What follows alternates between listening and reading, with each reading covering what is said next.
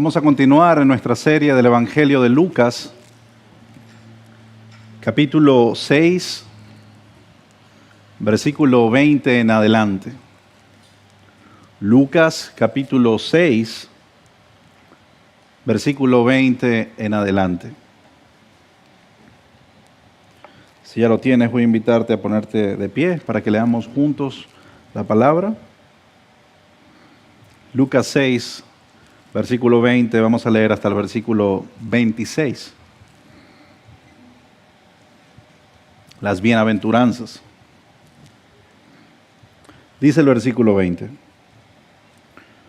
Volviendo su vista hacia sus discípulos, decía: Bienaventurados ustedes los pobres, porque de ustedes es el reino de Dios. Bienaventurados ustedes los que ahora tienen hambre, porque serán saciados. Bienaventurados ustedes los que ahora lloran, porque reirán. Bienaventurados son ustedes cuando los hombres los aborrecen, cuando los apartan de sí, los colman de insultos y desechan su nombre como malo, por causa del Hijo del Hombre. Alégrense en ese día y salten de gozo, porque su recompensa es grande en el cielo, pues sus padres trataban de la misma manera a los profetas. Versículo 24. Pero ay de ustedes los ricos, porque ya están recibiendo su consuelo. Ay de ustedes los que ahora están saciados, porque tendrán hambre. Ay de ustedes los que ahora ríen, porque se lamentarán y llorarán. Ay de ustedes cuando todos los hombres hablen bien de ustedes, porque de la misma manera trataban sus padres a los falsos profetas. Oremos. Padre, gracias por tu palabra. Queremos, Señor, que tu palabra pueda edificarnos el día de hoy y que tu nombre sea exaltado y tu nombre sea glorificado. Que sea tu Espíritu Santo el que hable a nuestras vidas y que sea tu palabra, Señor, la que sea predicada en esta tarde. Oramos y ponemos este tiempo en tus manos, en el nombre de Jesús. Amén. Pueden tomar asiento, mis hermanos.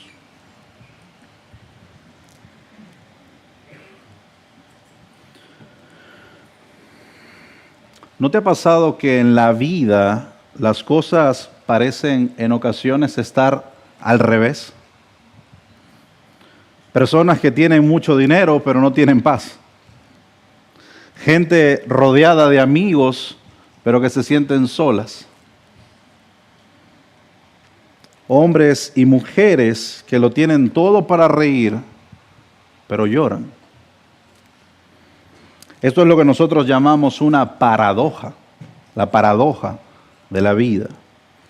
Algo que parece contradictorio, pero que revela una verdad más profunda. Y la paradoja, mis hermanos, es una parte vital de nuestra vida diaria.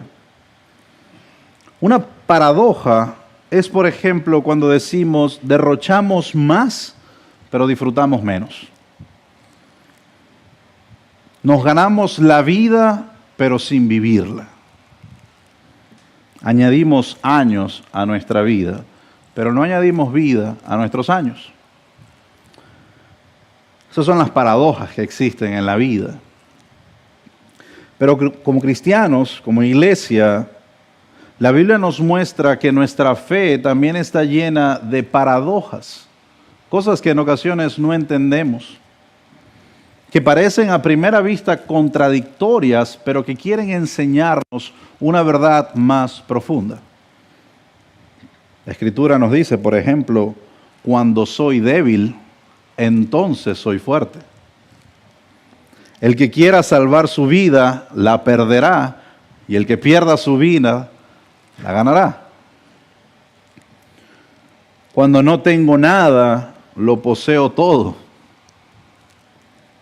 Cuando la Biblia nos dice, bendice a los que los maldicen. Cuando la Biblia nos dice, el vivir es Cristo y el morir es ganancia. Esas son expresiones que definitivamente no encajan en la lógica humana, pero nos revela la lógica del reino de Dios. Nos revela la forma como Dios piensa. Lo que parece pérdida se convierte en ganancia, lo que parece derrota se convierte en victoria, lo que parece miseria se convierte en bendición. Y es justamente esa paradoja es la que nosotros encontramos en las palabras de Jesús en el texto que nos corresponde esta tarde. Él declara bienaventurados a quienes el mundo llama desafortunados, a los que lloran, a los pobres, a los hambrientos, a los perseguidos, a los que en nuestra mente humana no cabería la idea de definirlos como bienaventurados. A esos el Señor llama bienaventurados. Pero por el contrario, pronuncia los ayes o los ay para aquellos que el mundo aplaude y envidia, a los ricos, a los saciados, a los que ríen, a los populares. ¿Cuál es la lógica de esto? ¿Cómo entender lo que Jesús está tratando de decir? En otras palabras, mis hermanos, la paradoja del Evangelio es que la verdadera felicidad y plenitud no se mide por lo que nosotros tenemos ahora, sino por lo que somos en Cristo. La paradoja del Evangelio radica en que la felicidad y la plenitud no radica en lo que nosotros tenemos ahora, sino en lo que nosotros somos en Cristo. Y ese es el corazón de la bienaventuranza. Y es precisamente eso, es de lo que yo quiero que salgas tú convencido esta tarde.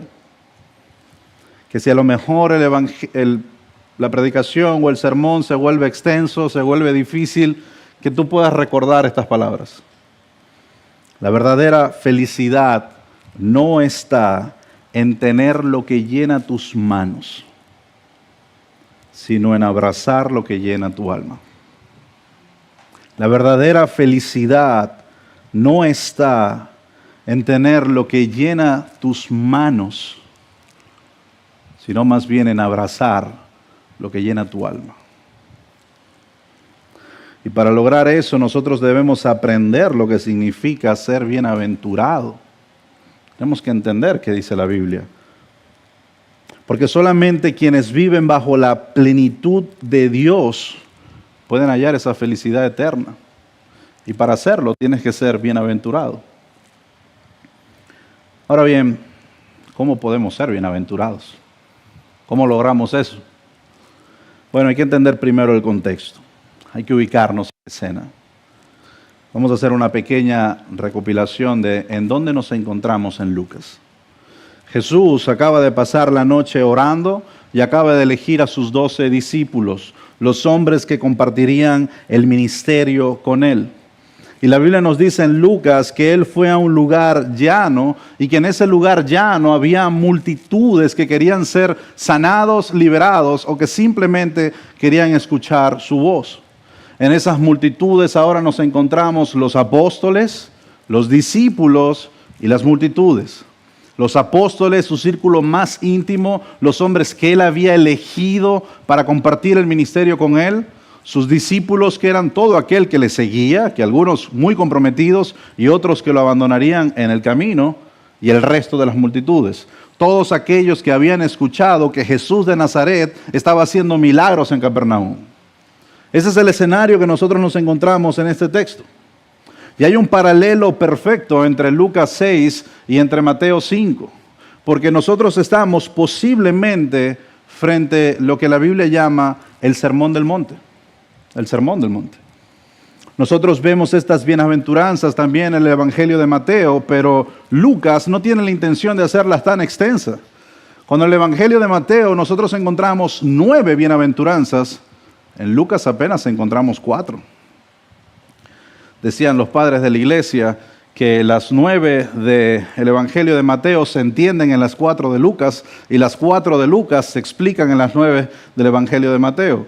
Lo que quiere decir es que indistintamente de la cantidad, la verdad del reino está contenida, bien sea en esas 9 o en estas 4. Allí, en ese lugar, mucha gente de Judea, de Jerusalén, incluso de regiones lejanas como Tiro y de Sidón, estaban presentes para ver qué iba a decir Jesús, para ver el mensaje de Jesús. Y en ese contexto, teniendo claro todo ese escenario, la Biblia inicia diciendo en el versículo 20 que Jesús fija sus ojos a sus discípulos y habla. Jesús va a comenzar sus bienaventuranzas mirando directamente a sus discípulos.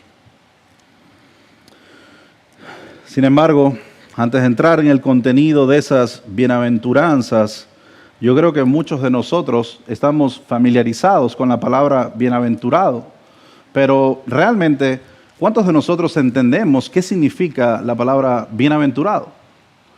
Muchos de nosotros quizás entendemos la bienaventuranza como una bendición. Muchos vemos la bienaventuranza como bendiciones de Dios. Si nosotros somos fieles a la traducción, pudiéramos decir que es de beatitud, de ser beato.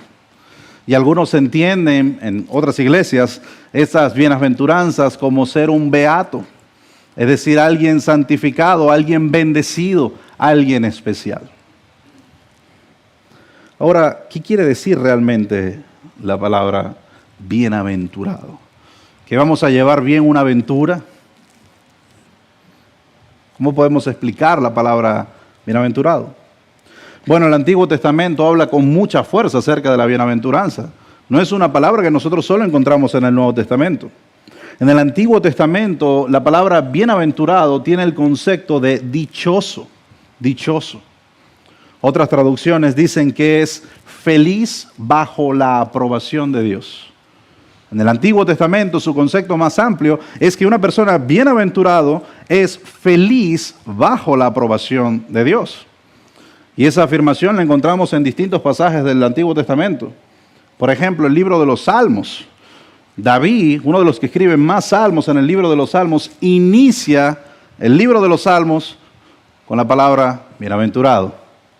Salmos capítulo 1, versículo 1. Cuán bienaventurado es el hombre que no anda en el consejo de los impíos. El Salmo 32, 1. Cuán bienaventurado es aquel cuya transgresión es perdonado, cuyo pecado es cubierto. El Salmo 128, 1 dice, bienaventurado aquel que teme al Señor, que anda en sus caminos. Por lo tanto, el concepto de bienaventurado definitivamente está presente en el Antiguo Testamento y también en el Nuevo Testamento.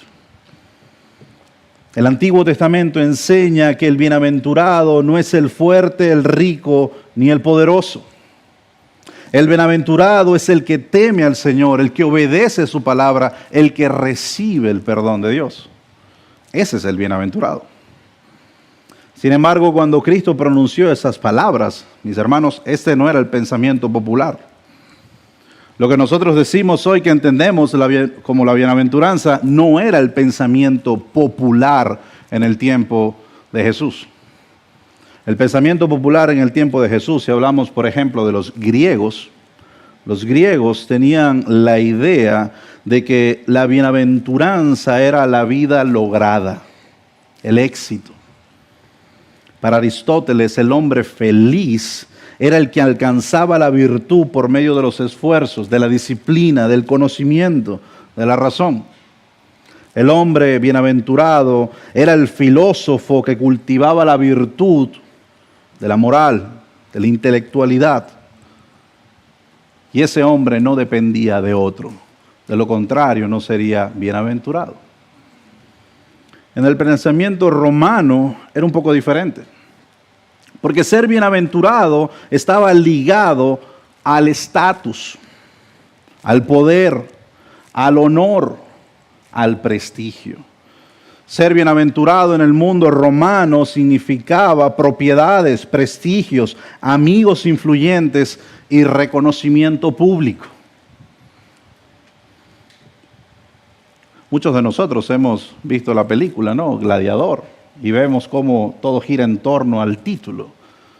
Y vemos que hay una figura que nosotros vemos en la comunidad romana y es el título Félix.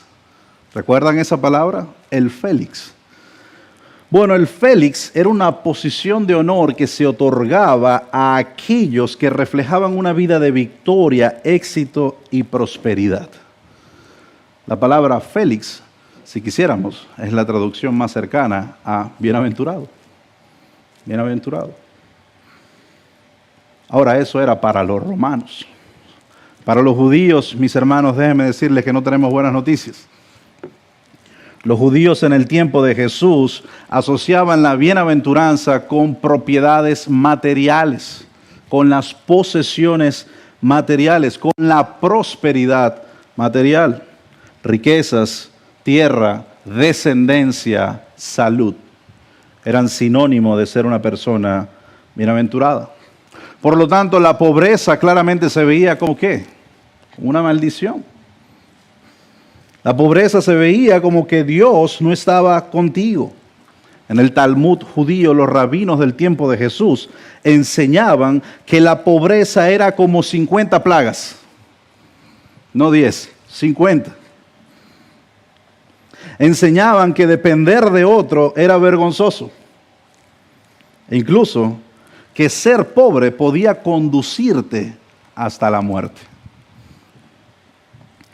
En la mentalidad común, el bienaventurado era el que prosperaba como Abraham, el que tenía bienes como Salomón, el que tenía abundancia.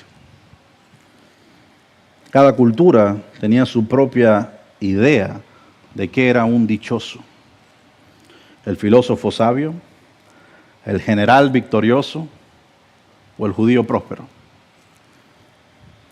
¿Cuál sería una definición de bienaventurado para nosotros hoy en día?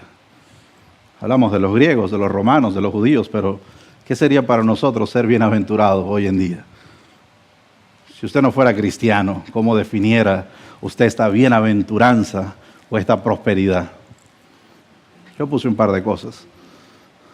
El que alcanza el sueño americano, en tener una casa y cierta estabilidad financiera. El que logra ascender a su trabajo o en su trabajo y recibe el reconocimiento profesional. El que puede dar a sus hijos una buena educación en un muy prestigioso colegio para garantizar su futuro y sus relaciones. El que tiene tiempo y dinero para viajar y disfrutar experiencias únicas. O el que mantiene una vida cómoda sin preocupaciones. El que recibe la aprobación y la admiración de otros constantemente. El que puede decir con sinceridad y seguridad económica, ya estoy retirado. Ahora nosotros pudiéramos pensar, ¿pero qué tiene todo esto de malo? ¿No está bien anhelar la independencia? ¿Está mal tener una casa, un trabajo, asegurar el futuro, disfrutar de la vida? Bueno, nada de esto es malo en sí mismo, tenemos que admitir. Son bendiciones que pueden reflejar la bondad de Dios para nuestras vidas, es cierto. El problema, mi hermano, mi hermana, es cuando crees que tu plenitud como persona radica en lo que tienes. El problema está cuando llegas a pensar que tu valor y tu felicidad depende de lo que tienes en tus manos. El problema está cuando tu valor y tu felicidad depende de lo que tienes en tus manos. Y es aquí donde las palabras de Jesús nos confrontan con fuerza. Mateo 16, 26 dice, ¿de qué le sirve al hombre ganar el mundo entero si pierde su alma? ¿De qué le sirve al hombre ganar el mundo entero si pierde su alma? Puedes tenerlo todo y sin embargo perder lo más valioso, tu eternidad. Tu eternidad. Ahora, ¿qué significa entonces ser bienaventurado según la Biblia? ¿Cómo nosotros entonces podemos definir qué es ser bienaventurado? ¿Qué es lo que que Jesús estaba tratando de decirle a estas personas y cómo se define la palabra bienaventurado. Bueno, mis hermanos, la palabra bienaventurado o Macarios significa o es la persona que vive bajo la constante aprobación de Dios. Bienaventurado es aquella que refleja una vida transformada por el Evangelio. Una persona bienaventurada es aquella cuyo carácter no nace del temperamento ni de las circunstancias, sino de la gracia que transforma. Una persona bienaventurada es aquella cuya plenitud está en Cristo y no en lo que el mundo ofrece. Una persona bienaventurada es caminar en la aprobación de Dios, aunque no tengas la aprobación de los hombres. Ser bienaventurado es gozar del reino eterno, aun cuando en este reino tengas lágrimas en tu rostro. Eso es ser bienaventurado. Ser bienaventurado es aquel que no vive del temor al hombre, sino al temor a Dios. Y Jesús, como buen maestro, nos va a mostrar cómo lucen estos bienaventurados. Pero Jesús no solo nos va a mostrar cómo lucen las personas bienaventuradas, sino que también nos va a mostrar cómo lucen los que no son bienaventurados. Y es ahí donde vamos a tener una dinámica de contraste en el texto. Contraste. Una dinámica diferente, donde vamos a ver la bienaventuranza, pero vamos a ver el ay. En otras palabras, vamos a ver la bendición, la bienaventuranza, y vamos a ver la maldición, la consecuencia. En primer lugar, Jesús dice en el versículo 20, bienaventurados ustedes los pobres, porque de ustedes es el reino de Dios. Pero si nosotros aprovechamos y vemos inmediatamente el contraste de esta enseñanza y avanzamos al versículo 24, dice, pero hay de ustedes los ricos, porque ya están recibiendo todo su consuelo. Entonces, ¿qué está sucediendo aquí? Bueno, lo que está sucediendo es que en cada bienaventuranza y en cada aye vamos a encontrar 4 principios claves. La condición del bienaventurado y su recompensa. La condición del condenado y su consecuencia. En cada uno de estos escenarios vamos a encontrar la condición del bienaventurado y la recompensa que viene, como también la condición del condenado y su consecuencia. El primer escenario que encontramos en el texto es, bienaventurados ustedes los pobres. La palabra pobre que está en este texto significa aquel que no tiene nada. Se refiere al mendigo que depende de otro para sobrevivir. Esa es la definición exacta que el texto está diciendo acerca de el pobre. Ahora, ¿estaba Jesús tratando de traer una nueva onda filántropa y hippie?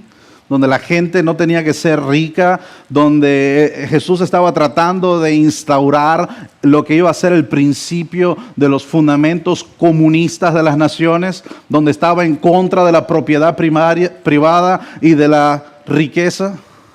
¿Era Jesús acaso un radical del sistema que estaba simplemente tratando de traer una nueva idea mucho más marxista? Debemos decir claramente que no. No. La pobreza en este texto no está hablando en lo absoluto de bienes materiales. Cuando nosotros usamos la Biblia para interpretar la Biblia, nos damos cuenta que en Mateo nos dice, bienaventurados los pobres en espíritu. En espíritu.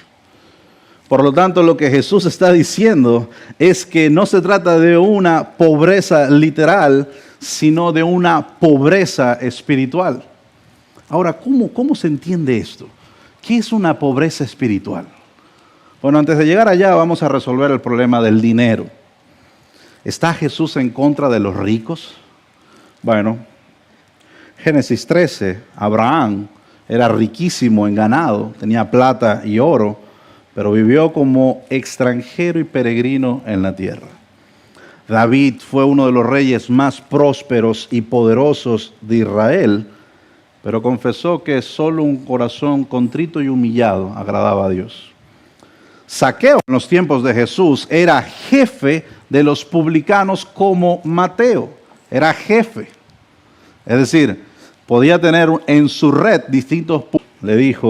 Jesús le dijo a él, hoy ha venido la salvación a esta casa, Zaqueo. Ahora, hay otros ejemplos en las Escrituras. El joven rico. Ese joven que era religioso y tenía una buena posición y posesiones, pero se fue triste porque amaba más a sus posesiones que a las riquezas. Los fariseos y otros mendigos que posiblemente nunca se acercaron a Jesús. ¿Estaba el problema en el dinero? No.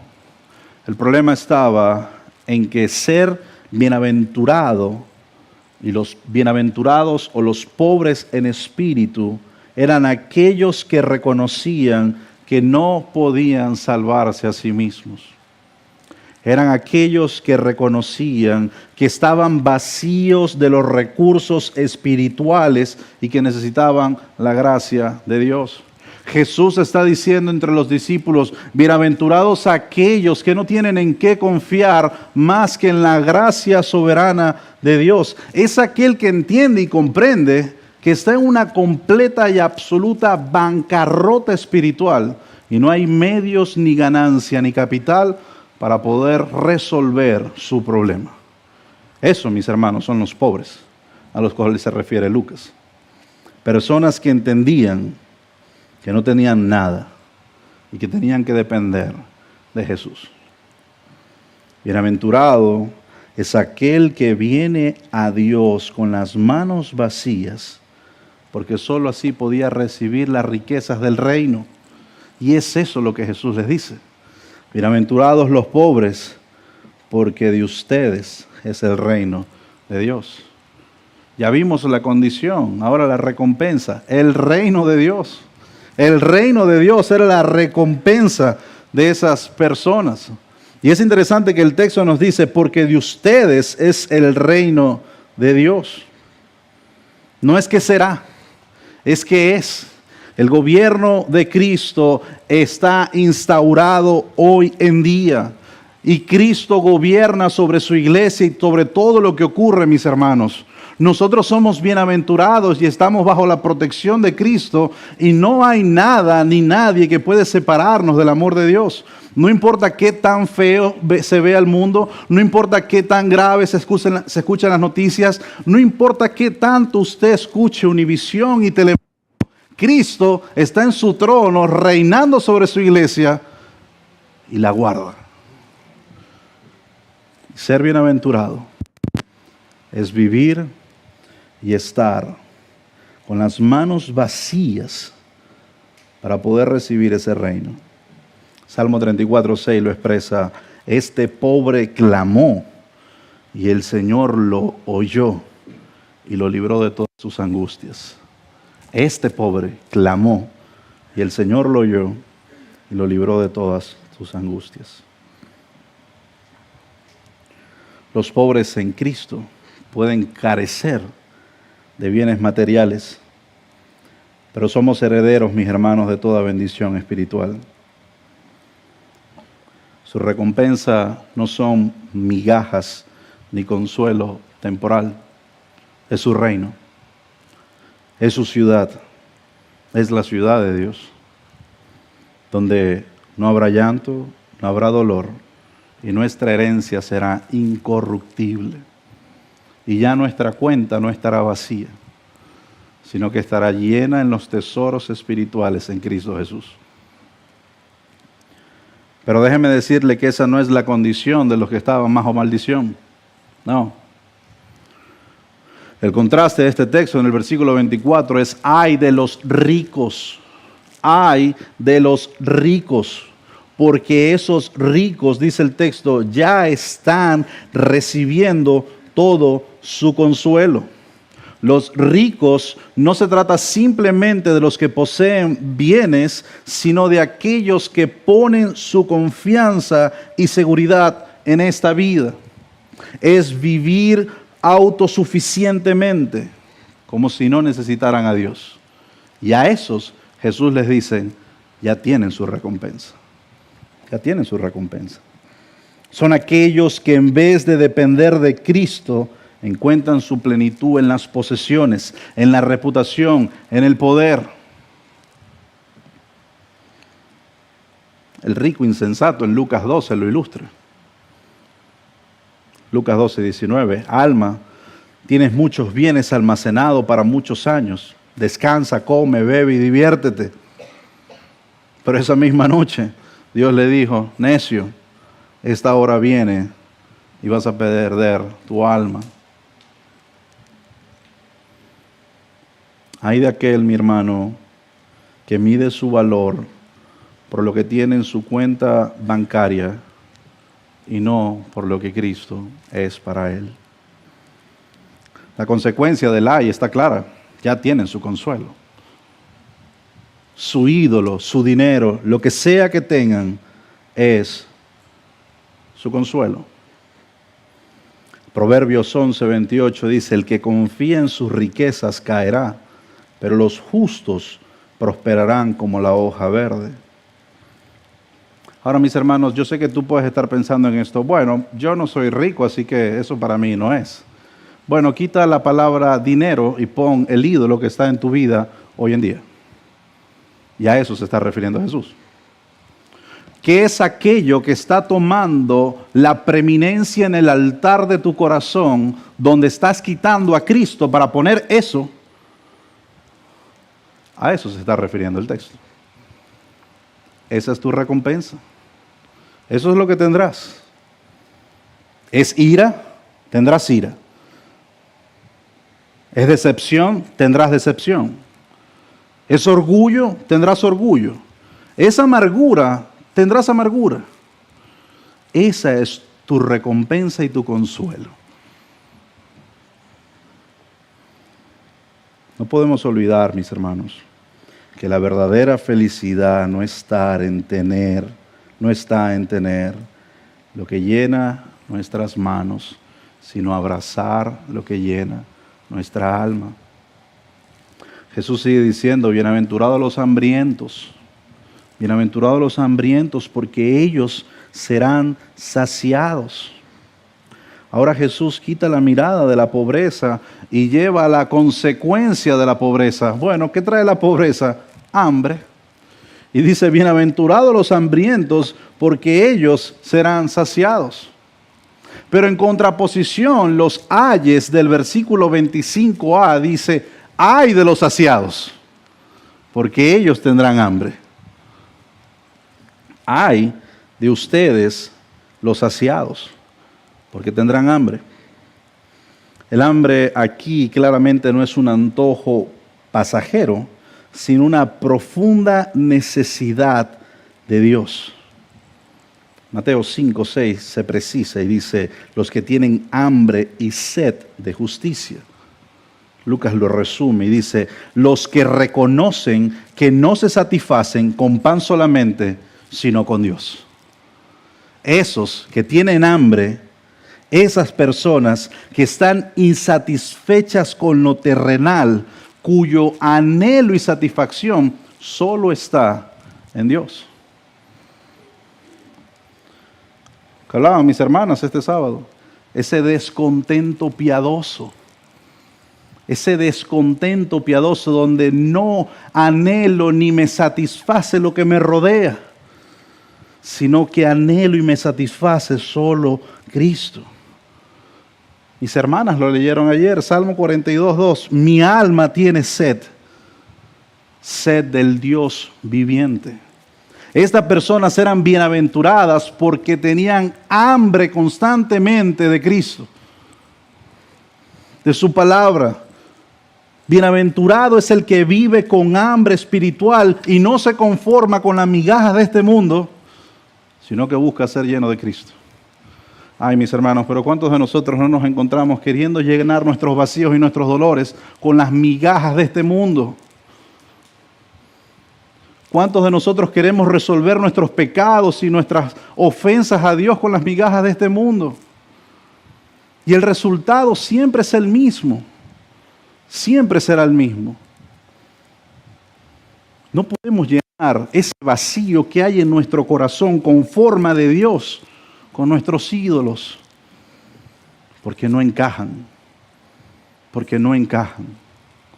porque satisfacen por momentos, pero llega un momento donde se quiebran y ya no están, y el vacío sigue allí. El mundo te deja vacío, pero Cristo sacia para siempre.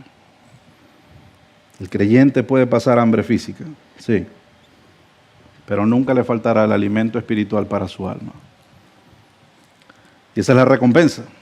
Ahora, la condición del que está bajo el ay es diferente, porque esos que están saciados ahora tendrán hambre.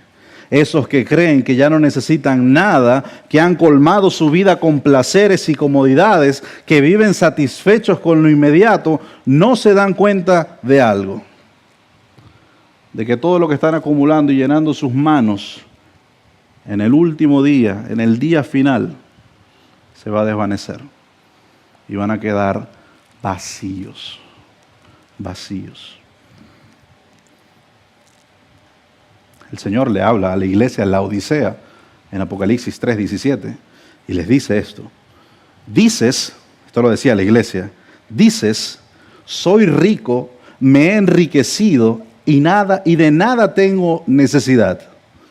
Y el Señor le responde a la iglesia en la Odisea, y no sabes que eres un desventurado, miserable, pobre, ciego y desnudo. Cada vez que intentamos nosotros saciar la necesidad de Dios con cualquier otra cosa, alardeando de que no tenemos necesidad, Jesús nos dice, eres un desventurado, miserable, pobre y ciego y desnudo. Si tú no descansas en la misericordia de Dios, si tu corazón no es regenerado por su Espíritu, no eres bienaventurado. No lo eres. Ay de aquel que se siente tan lleno de lo material que ya no tiene espacio para el hambre de Dios. Mis hermanos, a veces llenamos nuestra vida con tantas cosas donde estamos ya repletos de carnalidad, repletos de mundo, repletos de angustia, repletos de ira, repletos de molestia, de disconformidad, de descontentos, de amargura, y ya no hay espacio para Cristo. Ay de aquellos, porque tendrán hambre. Tendrán hambre.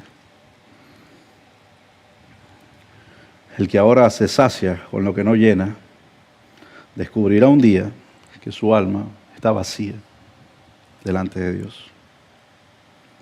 El Señor sigue diciendo, bienaventurados los que lloran, porque reirán. Pero el contraste es que los que ríen van a lamentarse y van a llorar. Este llanto profundo que dice el texto, bienaventurados los que lloran, no se refiere a una lágrima ligera, sino a un profundo lamento intenso. No se trata de personas que están tristes por situaciones efímeras, sino personas que están tristes y lloran por su pecado, por la injusticia y por el quebrantamiento que produce y genera el pecado en sus vidas. Es decir, estas personas lloran porque les duele su pecado. Estas personas lloran porque les duele su necesidad de Dios. Estas personas lloran porque no quieren tener a Cristo lejos de sus vidas.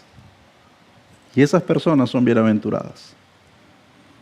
El Salmo 126:5 dice, los que siembran con lágrima segarán con grito de júbilo. Bienaventurado es el que no endurece su corazón, sino que llora ante Dios por el pecado, por el sufrimiento. Y ese pecado y ese sufrimiento, traducido en llanto, es una señal de su conversión. Mis hermanos, esto en palabras más o palabras menos es: ¿te duele tu pecado? ¿Te duele tu pecado? ¿Te hace llorar tu pecado? ¿Ese pecado saca lágrimas de tus ojos? ¿Te entristece entristecer a Dios? ¿O eres insensible? Bueno, eso era lo que pasaba con los otros. Ay de los que ríen. Ay de aquellos que solo buscan la diversión sin Dios y que se refugian en los placeres momentáneos para pasar su dolor. Ay de aquel que se ríe despreocupadamente, se burla de los santos y se ríe del pecado. Ay, dice el Señor. Proverbios 14:13 dice: aunque en la risa el corazón puede tener dolor, y el final de la alegría puede ser tristeza. Hay de los que se ríen de todo, pero nunca se lamentan por nada, porque su risa es pasajera, pero su llanto será eterno. Es lo que está diciendo Jesús. Y la consecuencia de estas personas es que se lamentarán y llorarán. Y por último, el Señor dice: bienaventurados son ustedes cuando los hombres los aborrecen, cuando los apartan de sí, los colman de insultos y desechan su nombre como malo por causa del Hijo del Hombre. Alégrense en ese día y salten de gozo, porque su recompensa es grande en el cielo, pues sus padres trataban de la misma manera a los profetas. El Señor nos muestra que aquellos que sufran y padezcan por su causa, ellos serían bienaventurados. Y aquí el texto dice: aborrecer a aquellos que iban a ser odiados, apartados, aquellos que iban a ser marginados, colmar de insultos, aquellos que iban a recibir humillaciones públicas, desechar el nombre como malo, que iban a tener una reputación arruinada, deshonrados. ¿Quiénes iban a ser esos? Los discípulos, los profetas fueron rechazados. Jesús mismo fue aborrecido y crucificado. La iglesia fue perseguida. Los apóstoles fueron asesinados. Y Jesús les dice: van a ser bienaventurados cuando los persigan por mi causa. Van a ser bienaventurados cuando los señalen por ser cristianos. Van a ser bienaventurados cuando hablen de ustedes diciendo cualquier clase de cosas mintiendo. Van a catalogarlos como inútiles, como fanáticos, como religiosos. Bienaventurados cuando eso pase. Ahora, decir esto en China tiene un gran peso, porque el cristianismo es perseguido. Decir esto aquí nos lleva a preguntas de reflexión. ¿Estás experimentando algún tipo de rechazo o burla por ser cristiano? ¿Tus compañeros de trabajo, tus amigos o tu familia saben que eres cristiano o lo ocultas? ¿Prefieres callar la verdad para ser aceptado o estás dispuesto a incomodar por la causa de Cristo? ¿Busca la aprobación de Dios o busca la aprobación de la gente? Si nadie se incomoda con tu fe, ¿eres creyente? Bienaventurado es aquel que elige la fidelidad a Cristo antes que la aprobación del mundo, aunque eso signifique rechazo o burla. Y Jesús muestra el contraste entre los profetas bíblicos y los falsos profetas, porque dice: ay de ustedes cuando todos los hombres hablen bien de ustedes, porque de la misma manera trataron sus padres a los falsos profetas.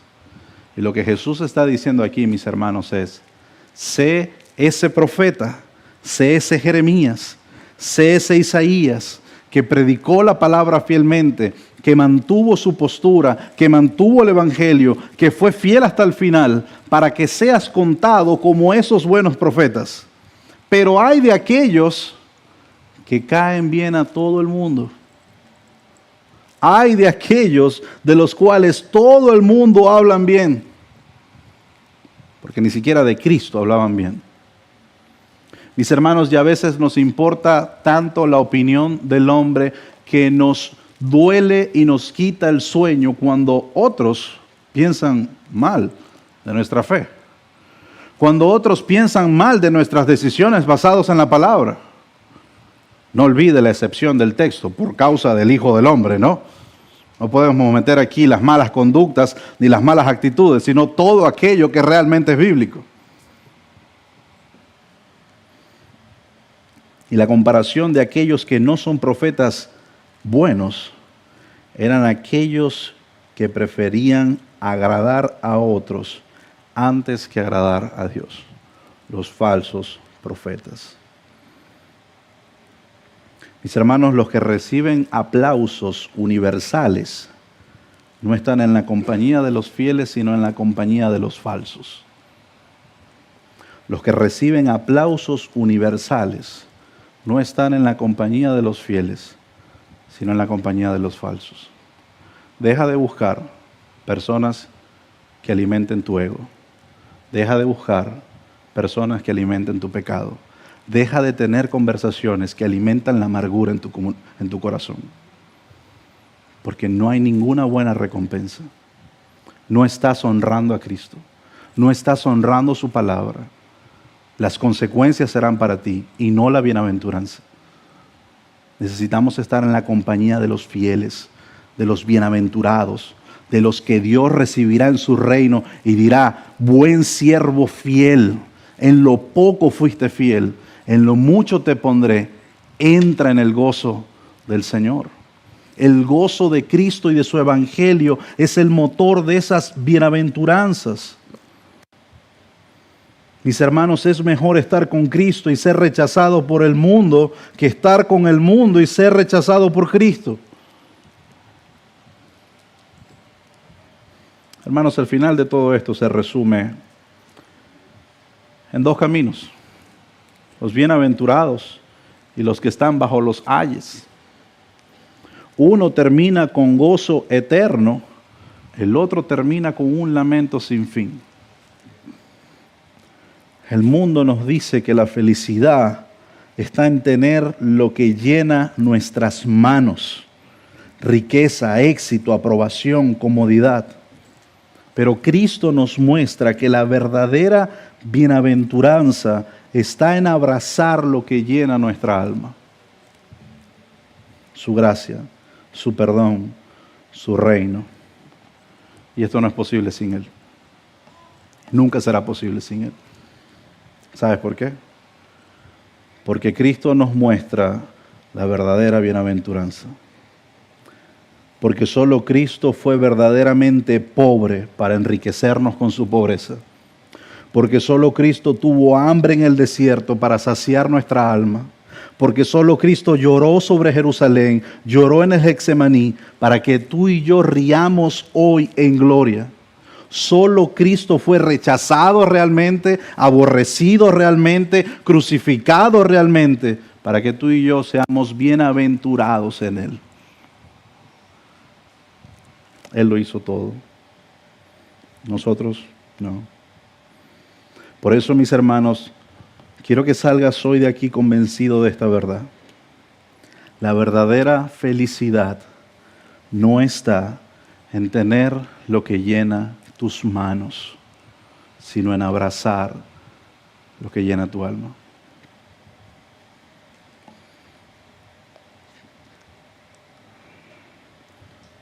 ¿Qué vas a salir hoy?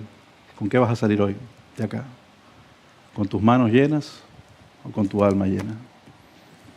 Oremos. Padre, ayúdanos a salir con un corazón lleno de tu presencia, de tu bondad, de tu verdad. Ayúdanos a salir con un corazón lleno de tu palabra. Padre, ayúdanos a traer nuestras cargas y a vaciar nuestros dolores, nuestras dificultades, nuestros pecados, nuestras luchas ante ti. Ayúdanos a echar esas cargas sobre ti. Porque tu yugo, Señor, y tu carga es ligera. Ayúdanos a confiar plenamente. Ayúdanos, Señor, a vivir con la identidad que ahora tenemos en Cristo. Bienaventurados. Somos bienaventurados, Señor. No tenemos de qué temer. Tú estás con nosotros, tú gobiernas, tú nos bendices, tú nos guardas, tú nos provees, tú nos sostienes. Ayúdanos, Señor, a recordar que somos bienaventurados en ti. Ya no hay poder, Señor, en la muerte. No hay poder en el dolor. No hay poder en el pecado.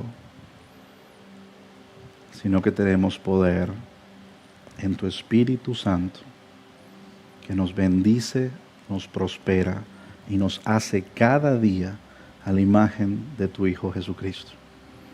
Y allí somos bienaventurados. Ayúdanos, Señor, porque no es fácil. Pero en tu Espíritu, Señor, y en tu poder, todo lo podemos. Oramos y ponemos este tiempo en tus manos. En el nombre de Jesús.